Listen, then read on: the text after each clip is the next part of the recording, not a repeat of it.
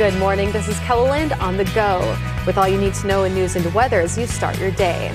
The president of a South Dakota Native American tribe has declared a state of emergency. According to the declaration, drug use, trafficking, and gun-related violence are threatening public safety and health on the Rosebud Reservation. The declaration calls on the U.S. government and multiple federal departments to honor their obligations to provide sufficient law enforcement resources. Allison Ramsdale is the U.S. Attorney for South Dakota. Her office, which falls under the Department of Justice, works with its federal partners to prosecute certain crimes in Indian country in federal court. With the resources we've been given, we are doing 3 times the work we've been called to do based on what we've been given money to do, right? We've been given money to devote 6 employees to the 9 Indian reservations, but we devote 18 employees. The tribe has made similar declarations in 2024 and 2019.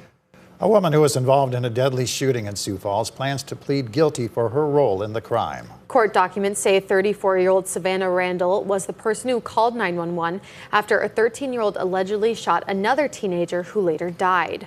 Authorities initially charged Randall with a dozen felonies, including child abuse and accessory to a felony.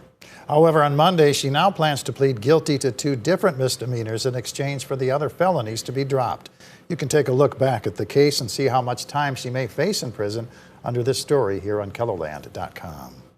A Batesland, South Dakota woman is in the Pennington County Jail accused of attacking a police officer. Rapid City Police say it happened just after 5 o'clock Wednesday morning at a hotel on the northeast side of town. Authorities say a woman went behind the front desk and was refusing to leave. Police say as an officer was walking her out, she grabbed a pair of scissors and turned toward the officer.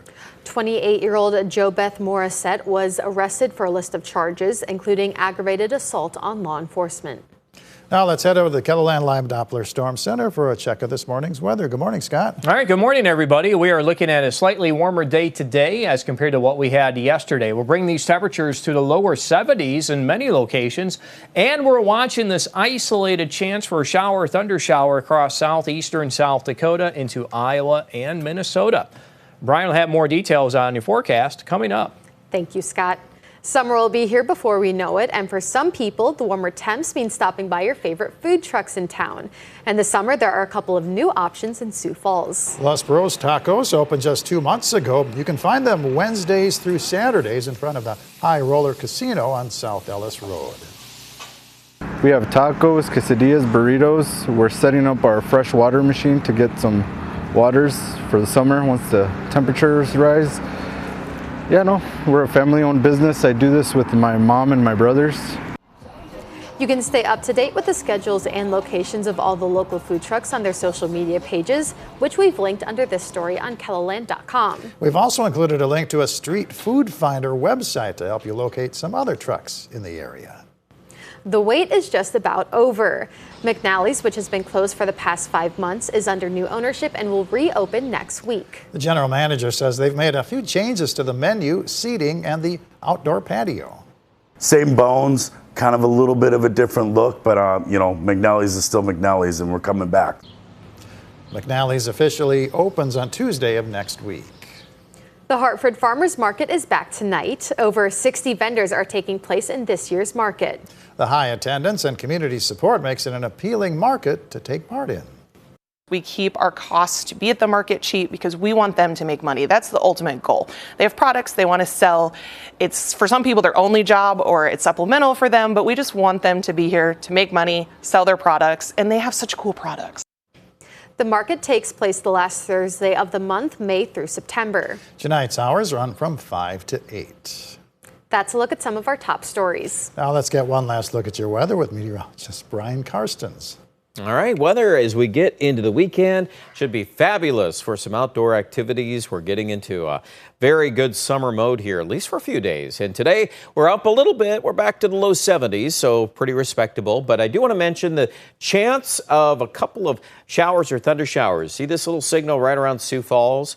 Into northwest Iowa. That's been showing up consistently all morning, so don't be surprised if there are some darker clouds that kind of billow up here. And then whatever does fire up on radar, it's going to be moving from southwestern Minnesota back to the west and southwest. So it's kind of moving in the opposite direction, and that's in response to the position of that upper level low. Whatever fires up on radar, it's going to fizzle here tonight, just like it did last night. And then from highs today in the low 70s, we're going to bottom out probably upper 40s to low 50s tomorrow morning. And then setting the tone going into tomorrow. Temperatures are rebounding back into the 70s to near 80 degrees later in the day. So very fantastic weather for Friday.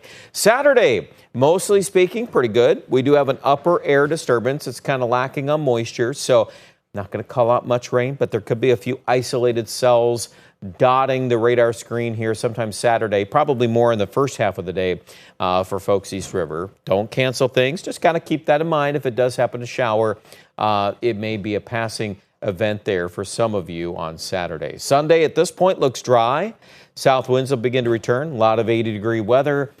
Very nice. If you're looking for a taste of summer, you're going to get it there. And into Monday. Well, Monday's forecast is still plenty warm, eastern and central South Dakota. But it's very clear late in the day into the early evening, we're getting a strong signal of some thunderstorms that will develop from northeast South Dakota right down that ribbon all the way down into western Nebraska. And that should be part of the forecast going into Tuesday. We expect areas of showers and thunderstorms. There will be probably some locally heavy rainfall with some of those stronger storms, if you will. So let's keep that in mind, too, as we get into that part of the forecast. In fact, there's already a severe weather outlook for some of that Monday night from Aberdeen down into the southwest part of South Dakota. Temperature-wise, here's a couple of notes here. I want to mention this. We've got Monday at 88. That looks good. That Tuesday forecast is more in jeopardy on the high. I think right now, based on the latest data, we're going to chop that number. So just putting that out there right now, that number looks like we're going to be a lot cooler. We're assuming that we're going to have rain and thunderstorms on Tuesday. So that should be part of that forecast to limit the highs. Same thing in Aberdeen. We're going to lower those numbers. Wednesday, too, can be kind of an in-between day. We've got maybe some scattered rain chances left over, and then temperatures probably hitting a middle ground there in the upper 60s to low 70s. So we're not going to stay in the 80s the entire forecast. Enjoy it if you like the warm-up, and you'll get that this weekend for Rapid City with highs near 86 on Sunday. More details with the weather changes online at KELOLAND.com.